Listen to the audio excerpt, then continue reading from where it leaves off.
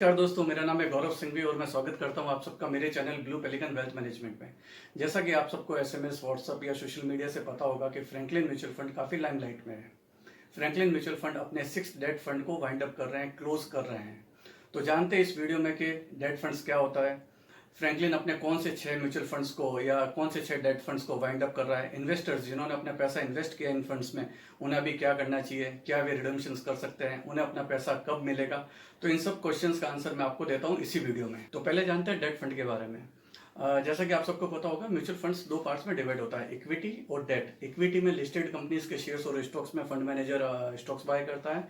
Date fund के अंदर corporate bonds, government bonds, treasury bills, money market instruments, PSU bond और NBFCs के bonds होते हैं।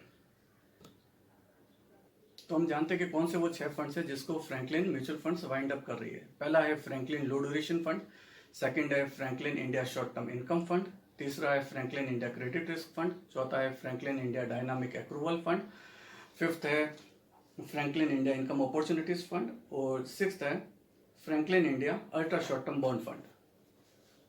तो हम जानते हैं वो 3 रीजन जिसकी वजह से फ्रैंकलिन म्यूचुअल फंड अपने ये 6 डेट फंड्स को अभी वाइंड अप कर रहे हैं। पहला जो रीजन है वो है रिडम्पशन का प्रेशर। पिछले 3 महीने में इन सारे डेट फंड्स का अगर हम एयूएम काउंट करें तो वो अराउंड 40 से 42 हजार करोड़ के अराउंड था जनवरी 2020 के अराउंड। जो अभी इनका एयूएम रह जाता है करीबन 28 हजार करोड़ का। तो पिछले 3 महीने में करीबन करीबन 12 से 15 हजार करोड़ रुपए का रिडम्पशन आया है। अब ये रिडम्पशन किसने किया? ये HNI clients, super HNI clients, institutionals, इन सब लोगों ने तो यहाँ से रिडम्पशन कर लिया। और अभी जो 28 हजार करोड़ इन 6 फंड्स के अंदर बचा हुआ है वो है रिटेल क्लाइंट्स का। दूसरा रीजन हम जानते हैं कि क्यों फ्रैंकलिन को अपने फंड वाइंड अप करने पड़े। तो दूसरा जो रीजन है वो है लिक्विडिटी इश्यूज का। पिछले 1 महीने में ग्लोबल बॉन्ड मार्केट में काफ़ी वॉलीटिलिटी रही है कोविड-19 के चलते। इसकी वजह से सारे फंड मैनेजर को बहुत सारी लिक्विडिटी, बहुत सारे शॉर्ट टर्म और मिड टर्म इंस्ट्रूमेंट्स के अंदर आई है। इसके चलते फ्रैंकलिन को ये डिसीजन लेना पड़ा। तीसरा जो रीजन है वो है कि फ्रैंकलिन ने इन म्यूचुअल फंड्स के अंदर जहाँ पे एसेट किया है, अंडरलाइंग एसेट्स, ये सारा के सारा जो इन्वेस्टमेंट्स है वो AA rated companies, AA+ rated companies, AA-, triple B और डी कैटेगरी की रेटिंग कंपनीज के अंदर किया हुआ है, जहाँ पे यील्ड तो ज़्यादा मिलता है बट क्रेडिट की रिस्क रहती है, प्रिंसिपल और इंटरेस्ट दोनों के डिफॉल्ट होने की रिस्क रहती है इन सारे पोर्टफोलियोज के अंदर। तो आप जानते हैं कि इन्वेस्टर्स को इन फंड्स में क्या करना चाहिए। इन्वेस्टर्स ने अगर कुछ इन्वेस्टर्स है जिन्होंने इन फंड्स के अंदर इन्वेस्टमेंट्स किया है तो वो नहीं तो 23 अप्रैल 2020 के बाद में नहीं तो परचेज कर पाएंगे, नहीं रिडम्पशंस कर पाएंगे, नहीं वो स्विच कर पाएंगे। अगर इन किसी फंड्स के अंदर आपका इन्वेस्टमेंट्स है तो आप इसे अभी पैसा निकाल नहीं पाएंगे, नहीं तो आप अपने इक्विटी फंड में स्विच कर पाएंगे। अगर आपकी कोई एसआईपी चल रही है तो वो ऑटोमेटिकली स्टॉप हो जाएगी या पॉज हो जाएगी। आप सिस्टमेटिक ट्रांसफर भी नहीं कर सकते हैं ये डेट फंड से किसी और इक्विटी फंड्स में। और अगर आपका सिस्टमेटिक विड्रॉल चल रहा है तो भी नहीं चलेगा। तो मोटा मोटी कहने का मीनिंग ये है कि अगर आपका इस फंड्स के अंदर इन्वेस्टमेंट्स है तो वो अभी लॉकआउट हो चुका है, नहीं तो परचेज होगा, नहीं रिडम्पशन होगा, नहीं स्विच होगा। इन 6 के 6 डेट फंड्स की एनएवी डेली बेसिस पे डिक्लेयर होगी और कोई भी फंड मैनेजर जो इन फंड्स को मैनेज कर रहा है वो उनके एनएवी तो डिक्लेयर करेंगे। और साथ में अगर आपने किसी रेगुलर प्लान या डायरेक्ट प्लान में इन्वेस्टमेंट किया है तो fund manager fund management fees या जो म्यूचुअल फंड्स की जो फीस होती है वो यहाँ से चार्ज नहीं की जाएगी तब तक कि ये पूरे के पूरे फंड वाइंड अप नहीं हो जाए और ये अमाउंट क्लाइंट्स को रिडीम करके नहीं मिल जाती। तो अब हम ये जानते हैं कि इन्वेस्टर्स जिन्होंने इस फंड में इन्वेस्ट किया है उन्हें अपना प्रिंसिपल या अपना इन्वेस्टमेंट अमाउंट कब तक मिलेगा। बट ये जानने से पहले आपको एक बात पे गौर करना चाहिए कि म्यूचुअल फंड्स में जिसमें इक्विटी या डेट फंड्स में इन्वेस्टमेंट किया जाता है वो गूगल की पास्ट परफॉर्मेंस देख के आप बाय ना करें। आप किसी फाइनेंशियल प्लानर या फाइनेंशियल एडवाइजर की हेल्प लें, उनसे सलाह मशवरा करके ही किसी भी म्यूचुअल फंड्स में इन्वेस्टमेंट करें।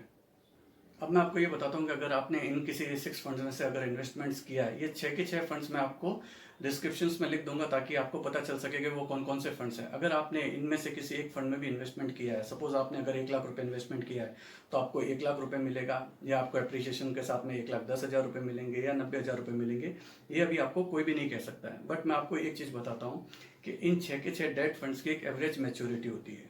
ये सारे के सारे डेट फंड्स में पैसा कॉर्पोरेट, गवर्नमेंट बॉन्ड्स या ट्रेजरी बिल या मनी मार्केट इंस्ट्रूमेंट्स में लगता है। तो वो एक स्पेसिफाइड ड्यूरेशंस के लिए लगता है, या तो 3 महीने के लिए, या 6 महीने के लिए, या 1 साल के लिए, या 3 साल के लिए। तो इसमें से कुछ ऐसे फंड्स हैं जिनमें जो पैसा लगा है वो 3 से 6 महीने के लिए एवरेज मैच्योरिटी है और कुछ फंड्स की एवरेज मैच्योरिटी 2.5 से 3 साल की है। एग्जाम्पल के लिए फ्रैंकलिन इंडिया लो ड्यूरेशन फंड लेते हैं तो फ्रैंकलिन इंडिया लो ड्यूरेशन के अंदर एवरेज मैच्योरिटी 12 से 15 महीने की है। तो 12 से 15 महीने के अंदर इन्वेस्टर्स को जो अंडरलाइंग एसेट्स है फंड मैनेजर उन्हें सेल करेगा और प्रिंसिपल और इंटरेस्ट का जो अमाउंट है वो इन्वेस्टर्स को वापस मिल जाएगा।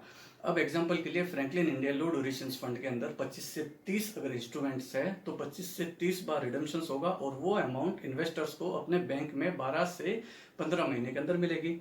सपोज अगर आपने यही इन्वेस्टमेंट फ्रैंकलिन के ultra short term bond fund में किया हुआ है तो उसकी मैच्योरिटी 3 से 6 महीने की है, तो आपको अपना सारा फंड्स 3 से 6 महीने के अंदर मिल जाएगा। सिमिलरली बाकी जो भी फंड्स है, चाहे डायनामिक अप्रूवल फंड हो या इनकम फंड हो या इंडिया अपॉर्चुनिटीज फंड हो या क्रेडिट रिस्क फंड हो, इन सब फंड्स के अंदर एवरेज मैच्योरिटी जो है 2 से 4 साल की है। तो अभी इन्वेस्टर्स को इस समय पेशेंस रखना होगा और उनको ये अमाउंट फ्रैंकलिन द्वारा धीरे धीरे ही मिलेगा। अगर इस वीडियो के रिगार्डिंग अगर आपकी कोई क्वेरीज है, कोई क्वेश्चंस है तो आप हमें कमेंट बॉक्स में पूछ सकते हैं। अगर आपने किसी डेट फंड के अंदर इन्वेस्टमेंट किया है या आप किसी डेट फंड में इन्वेस्टमेंट करना चाहते हो या अपने पोर्टफोलियो पे अगर आप हमसे रिव्यू लेना चाहते हो तो मेरा व्हाट्सअप नंबर, वेबसाइट और मेल आईडी नीचे लिखे डिस्क्रिप्शन पे आपको मिल जाएगा। अगर मेरा ये वीडियो अगर आपको अच्छा लगा है तो आप इसे लाइक करें, अपने फ्रेंड्स एंड रिलेटिव के साथ में आप शेयर करें। अगर आपने हमारा चैनल सब्सक्राइब ना किया हो तो आज ही करें, बेल आइकॉन प्रेस करें ताकि पर्सनल फाइनेंस से रिलेटेड टॉपिक्स में मैं इसी तरह के वीडियोस लेके आता रहूँगा। धन्यवाद।